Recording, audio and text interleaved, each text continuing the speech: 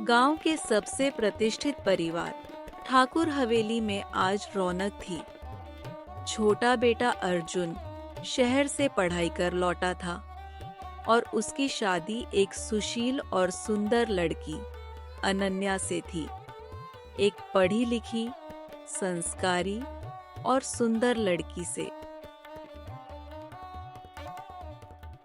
शादी के बाद वह जब ससुराल आई तो आंखों में सपने थे।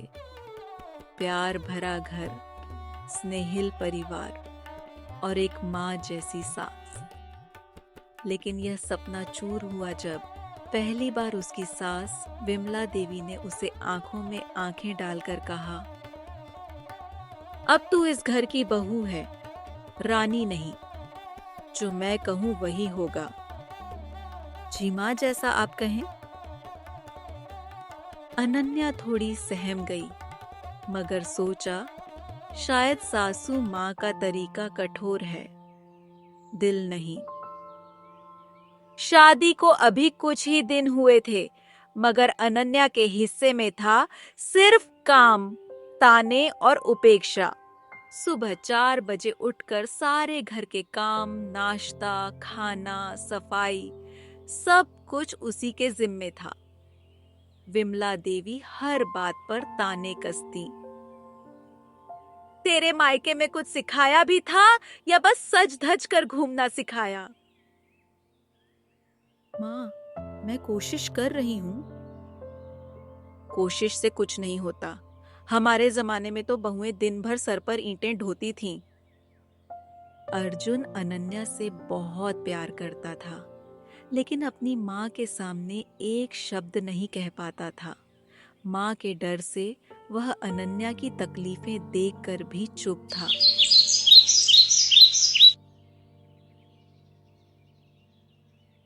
एक दिन अनन्या ने अपने मायके जाने की बात कही। माँ, क्या मैं 2 दिन के लिए मायके जा सकती हूँ? अभी शादी को महीने भर भी नहीं हुआ और मायके की याद सताने लगी। हम जैसी बहुएं तो सालों मायका नहीं देखती थीं। वह मायके तो गई, मगर सास ने पीछे से ताने मारकर अर्जुन को भड़काना शुरू कर दिया। देख लेना, ये बहू धीरे धीरे तुझे अपने माँ बाप का गुलाम बना देगी, फिर तुझे हम सब बुरे लगेंगे। जब अनन्या लौटी तो अर्जुन पहले जैसा नहीं रहा। वह चुपचाप रहता और कई बार बात बात पर झुंझलाता। सास का झर अब उसके रिश्ते में फैलने लगा था। माँ के जहर ने अर्जुन के मन में भी शक का बीज बो दिया। अनन्या का स्नेही पति अब ठंडा और चुप हो गया।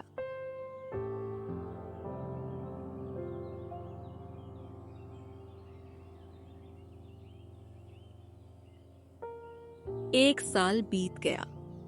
अनन्या माँ नहीं बन पाई। डॉक्टर ने कहा, रिपोर्ट्स नॉर्मल हैं, बस थोड़ा समय लगेगा। मगर विमला देवी को तो नया ताना मिल गया।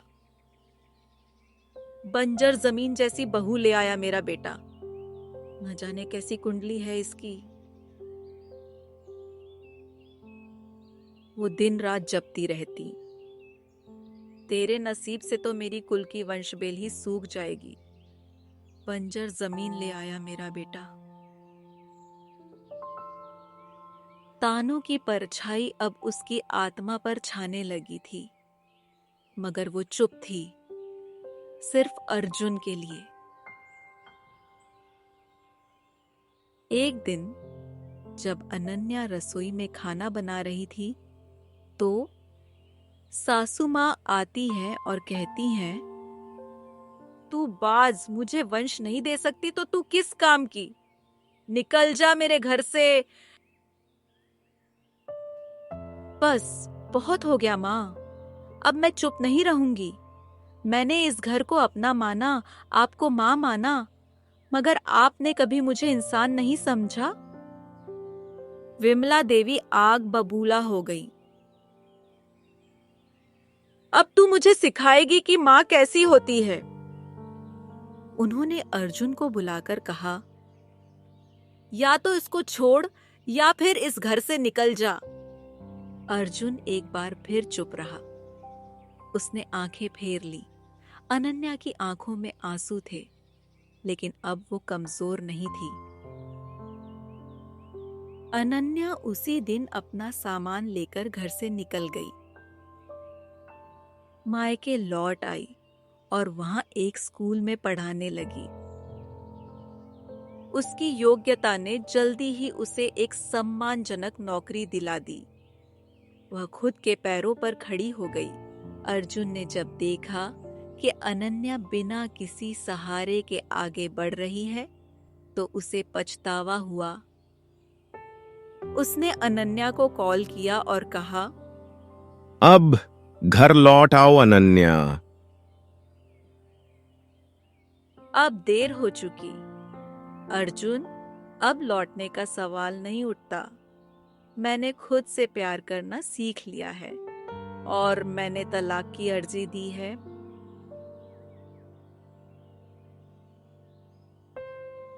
समय बीत गया। अब विमला देवी अकेली थी।